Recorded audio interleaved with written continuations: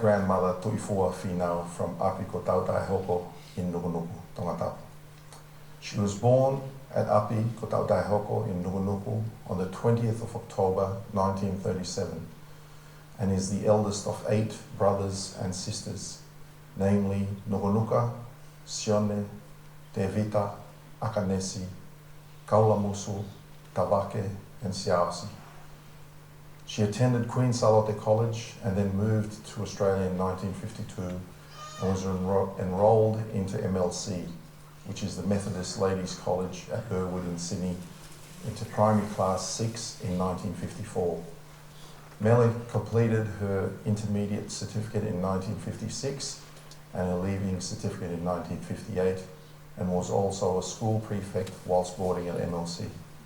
She later became a teacher and taught English at Bowral in the Southern Highlands of New South Wales, about an hour south of Sydney. She returned to Tonga in 1966 and started teaching at Queen Charlotte College for just over 12 months. In 1968, she moved to Fiji and was a teacher at Suva Grammar High School for close to 20 years. In Fiji, she met the love of her life, my father, my late father, Captain Edward Barrett, in Suva, Fiji, and in 1977 they married and Calvin and I were born in 1980 and 1978 respectively. In 1987 our mum and dad retired after building their beautiful home at Umusi in Malfanga, Tongatapu, looking at the Whangaota Lagoon. In 1994 Mum and Dad adopted our younger brother, Robert Lopeti, whom Mum loved dearly. Mum's passion for teaching led her back to teaching at Liahona High School in Tonga, but she decided to join and run and manage a business with her younger sister, the late Akanesi Havili Chambers, to run a small boutique clothing shop called Tropical Trader, which sold Australian-style clothing and gift items. Mum later retired and became a lay minister in the Anglican Church in Tonga and a lecturer at the Archdeaconry Training Centre. She enjoyed travelling overseas when she had the opportunity to visit family or to attend MLC school reunions or fellowship conferences. Her free time was spent with her husband, Edward Barrett, usually on their veranda, reading or writing whilst overlooking the lagoon and enjoying the ocean sea breeze. Mum also would enjoy attending church services with Dad at St. Paul's Anglican Church in Nuku'alofa and will be fondly remembered for driving Dad or for taking him for drives around Tongatapu to visit close friends, relatives or family at Komotua or Nukunuku until Dad's passing in 2016. Mum spent the last 3 years mainly visiting Calvina and I, both in New Zealand and Australia, to spend her twilight years with her precious grandchildren, who she loved dearly and would love to boast about. Mum, above all, loved God first and foremost in her life. And she loved family and friends and socialising and connecting with them, as this was very important to Mum. She was very humble and would pray constantly, daily, mainly in silence, and on her own for all her children and her family and friends. And we are truly enriched with her blessings. In recent days, as if God had planned this all along, Mum had, on recent visits, left her bags with all her belongings, which we would respect and store away till she returned on her next visit. We've been blessed to discover her spiritual wealth, including old family photos, handwritten letters to us over times gone by, and daily spiritual devotions reciting Bible passages and verses, and we can feel her love, overwhelming love, even though she is gone. And we feel very blessed.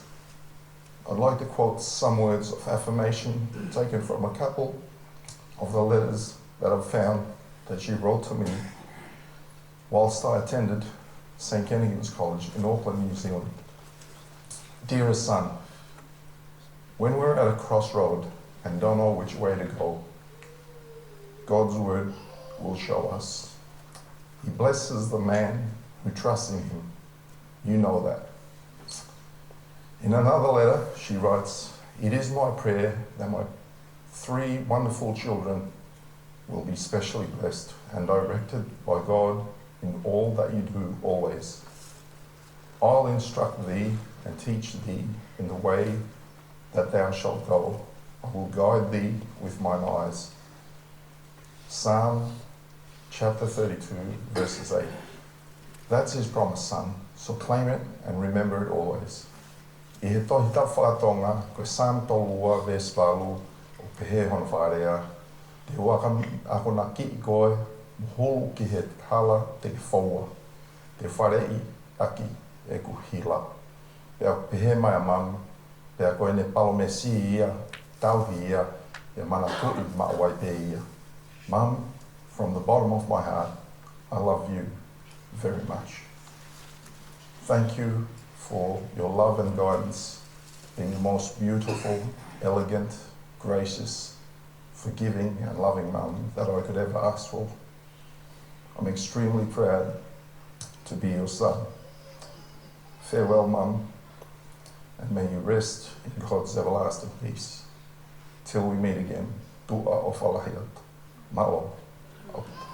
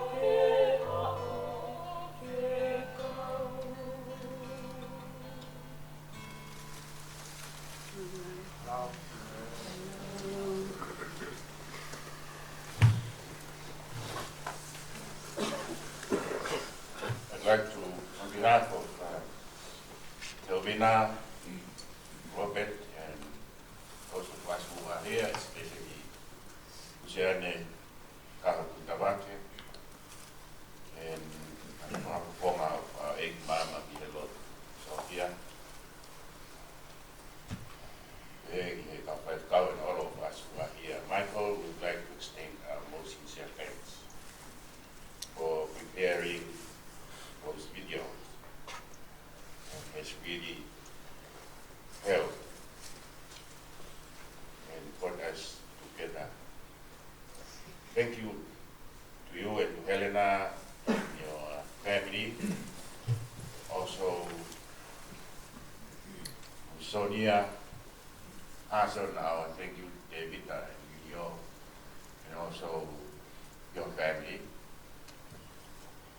Jasmine and your siblings. Thank you so much. Therefore, Soana and Luisa, Mukmoto, Motoa, family, Australia, Mawofat, Muto. Amaro, Xiaos, Umu, Manis, Muto, Konga, Takatai, Muto. Therefore, Famaro, family, Tikilao, Hangea, Koya, Michael, and I, Nahi, Feiku, Keheke, Uponua, Keheke. Mawofat, me, Angelo. Amore more veo que Maulava, o Fakaeiki, na Fatonia, que Kuha Motao, Moto. Maulava, Maltabua, Tariui, Sani, I Aotearoa, Manusiu. Tahanengahi, Same Manako, Same Watoru, Kuma Osinonga Mai, Nahi Best Heke, Pea, Pes Fakaeiki, na Togonia, Fakaeiki, Kaloro Pihaki, and Yak. Ugai, West Toru, na Tegai, Taha, Togonia. Ako hehe ke tohake ai Konga o West Koya ai pe o pulau marie o ne whakako ka une takiau e manhara koia o e mao nyoi. He restoreth my soul. Tagae lawe gai a same iwanoa mo maheni be moia o pu e ai same iwanoa ako Adama Pokemon. Angebe koe lawe ai sami koe di whakafoku a hopu lau maari. Ia koe ni, kutau whawhetai ke otua, pia whamore pe ka okosi tausia e tau toru hono kotoa, tau whawhetai, aho koe tu koe tau maranga mo tua asan. Tau he ni koe tau whawhetai ke o tua, o whawhetai e langi oe o tua, ene ho ata i mo ui koe asan. We are very much, I want to stress it is really God. It is really the Lord Jesus Christ that we are praising and thanking as his life reflected on the life of his son. The love, compassion, and humility, reaching out, forgiveness, kindness, everything godly. We all learn from Son. Their life shared with Eddie and also with their children and grandchildren. We have tau whawhetai koe ui, koe whafoki hono lau marie o hange pe koia, koe toi whengai ke foki, ke tūnga koia na ia e whatupu he o tua ai urak tangata na mai urak e tine nai he tunga o ma o ni on e gai ke hoko ai tō ai urak i o ma e koe whakafoki koe a e lau mari e uha i se i e sa me uatoru restores my soul o gai ke uwa mamao pea mo i whaamu koe ia ai whatsa me iwanoa mo whanong pekea i ngahi maranga putu hako a tama whokuma.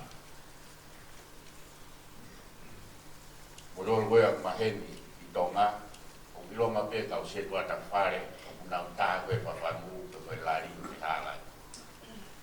Koe tātou tonu goia o i whahaere whakaputu. Tā e taha hako.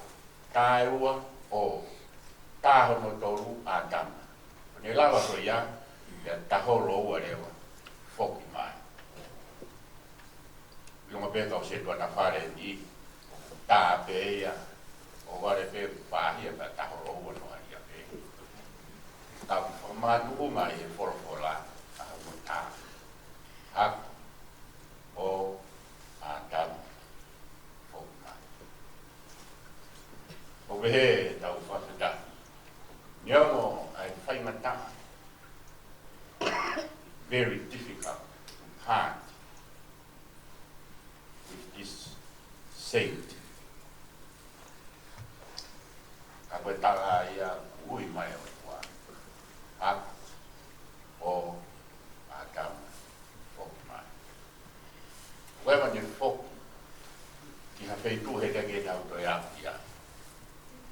Wewa ne whoki ki hawhei tu o wiai ha mama ia mohe to. Ka ne whoki hawhei tu o whe ao ka mo whiohi ka mo eiki ka e mata.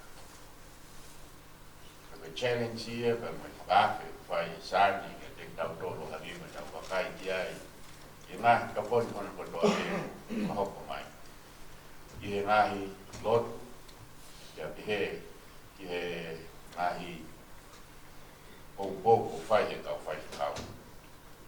Kau, kana whetai la ki he otua, i he ofa e otua, ni hanga whakakoloa ai tau kou. Koe au ke he mamaro, kama whatawa, hanga e otua, na tau molo mui wānu, tau toru ai. Te ui ko ia, e tau whoki, ia te ia. Kore vete tau whakaosi, a hiwa pehe vesi, tahanga vesi whakaosi. Imi, na tau hiwa e whaki whaki. Oi, e te tau ki monuni, o iawe o. Mo e la mui, o iawe o. Imu he vai whakanonga. Kari e te whoropola. Mātāsi ono whoponga, o iawe o. Oi e te tau i monuni, o iawe o.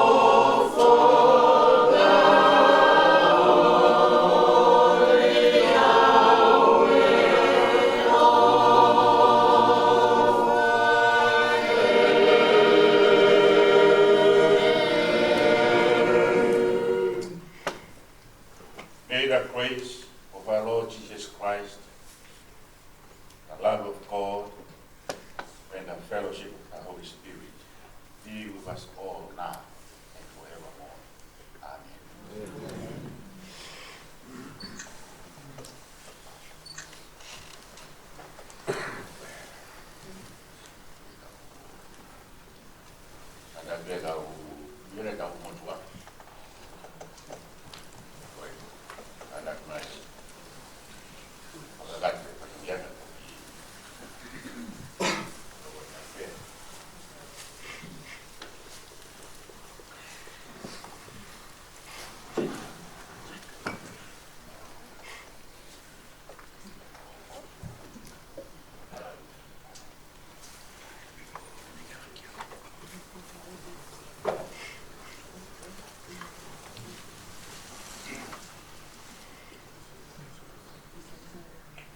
Ole ke u whakaturo atu he talaka kato e lot ka mo whanua.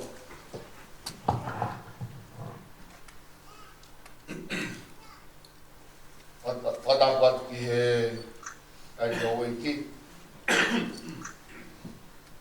Pēu whakatapu ki he takata i whaikakau. Te whatapu ki he pahu. Te whatapu ke ki he whaikakau pule. O tū pēka kou ngō. Nā ku te tāka whiha a siakare ke.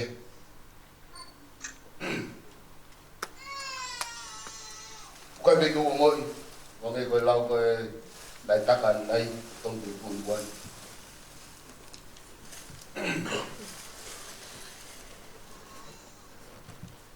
E mutua kita koe o pūna au o Miriami, e hoko, kou o Alatini pia mutonu. Ia mo nau tu fine i fish. Kapau e poku ikai ke fu mahino.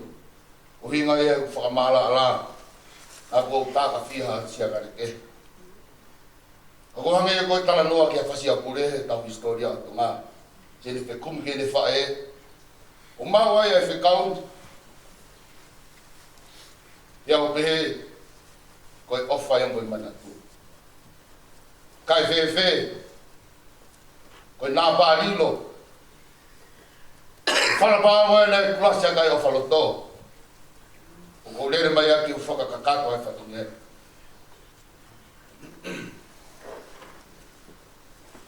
Mo pūna o giri, o tangata iki, si o besa. Mariua ia soana e whaea ala tini pia motonu. Ne mari ki fish. O whai mai ai tu wau. Te o ngatai kau whawhi mai ki he tau Kolkalama. Ko whamapore atu ki he peki au. Ai ne Mele Manusiu, Ilaisaane, Barrett. Ngai ko takpa nai, koe peki o ngoi utonu i upu he di. Ko hao peki he whekau, i whamahino e ofa, i whamahino e wheo whawhani, nei hoko pēr e wāo ta, pēr ku kei taha.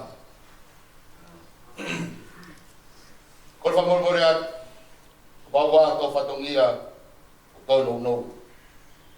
Ko keu whakau katoa e whakamāro mi he ulumotua. O māro atu ke ngahi kukwhekau aki o siasi, pēr ke o ngā whāmiri. Ngai holo mua, ngai tunga whaera, mata pure, muna whakai. Ko tau talae, ka hiri ai pōni, o guai fui papanak hamu e whanau. Nā lava o tokon te heo sia, i te kaunga mama, o te whawhi awa, o whae, o meki tanga, koe kui. Ko hoko koe tāsipi ngā rei, ke siasi, moi whanua, ka pēke whamiri. Si whai kau kure, moi tau ngai whamiri, si whai tongosia, koe ngā koe toka, a mō mea mai, i tau whawhi ao, ai whai koe. Te ka hiri koe ia, oi pōni, whahaere atua ke api, oi le tāi neki o tahu, pia moloni. O nau āpō pe ai, si whawhiao ki a pongpong. E toi whahaere me ai ki o nau apsiasi. I hala Fairpen o tahu, e turipi mo e Crest South Road. Ea toki o whai ai no malanga o no whaike kai ne wholau. Me toku whahaere me ai ki Manukau Memorial, i Papatoe, i hira e malanga, i hono whare maru, i hono whare kere kere. A ospe poni, mo mea te ki tua. Iai pea e family ai mo e whanau, nau taitai motor mo e a ki whakamamalo, i mo mea mo e malo ho mo mea mai. O whaipa ki motor, malo.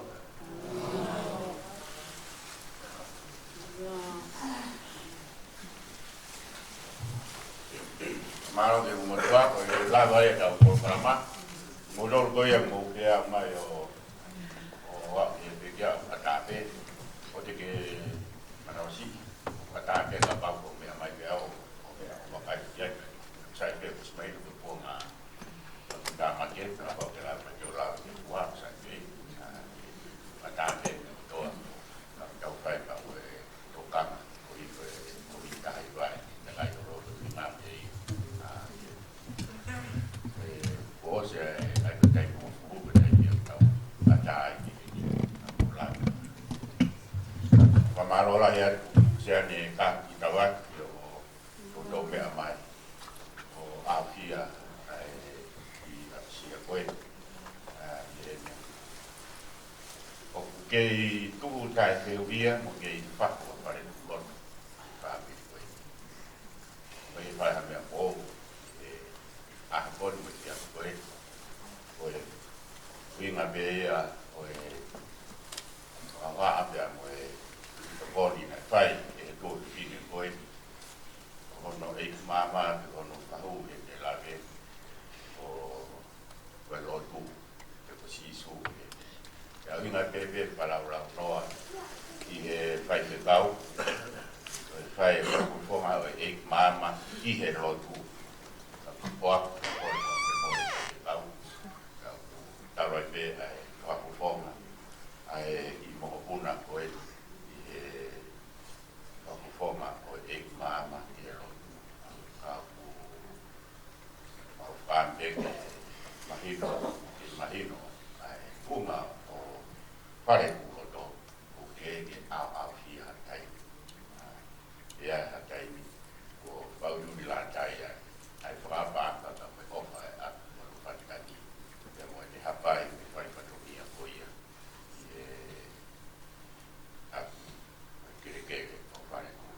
Koe mamaro la ke a te puto mea toko ni o katakpe o to tau ora i koi ni stu runga pe ke tau taki ua e pou ke la taki o whakahoko atu ki takiri toko puto o na ena whakahoko atu ki he ke au ka pou e ua toko tak o i la pe te upuria whakakato kai ki bua ya tau kai pe han o ia ta po ki me ko ni ia ia ko pe ki tau rot tua mau fatai o lava mo kakat ai pe nga rot o e fia koe mau fatai ya o afe mai o ga nga ta pe o afe mai ka te mana wa mai ga nga tai ka te folo mai ya dai ke ngatai o tua kai ke ma fa mai ko to ku wala mai ya mau fa ta ya ko o tua o kai ke ngatai ka ku ke folo mai o ka fo i ho ka na nga ya sane o tua o fai o no hiki hake o no fa mo uti ma to na mono fa ka no ma ti ma to e tu nga fai ngata o mau ia i whakataha pe mo i whanau. Ke mau lo tu mo mau tau tapa e o tua ko hiko e ngai whatongia to e he fiaf koe. Ka pehe ki hea pongpongina. Whai whakau, ka no poknau to te nau whakakato e ngai whatongia. Mau tau tapa ki hea pion, ki whakakato mo mo whakaiwie. Tau e tek nau to hono kotoa pe i Australia, pehe ki Tonga, ki Fiji, Amerika, ka pehe foki i Hawaii, tua ka me ngai fonua hanu kotoa pe mau apai kotoa ki nau tōru ki e apion. Peki i punu whawai o tua ko teu pe koe oho. Ke whanonga ka mo ki nau tōru ko nau lawa mai. O mau tau tapu ki e apion.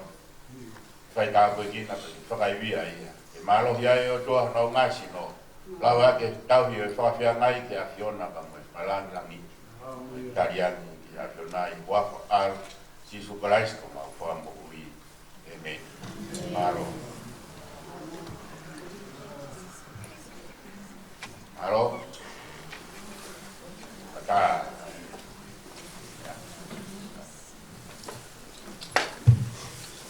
Rua ho mai pe i mi e taha. Rei wa pe lo tonga.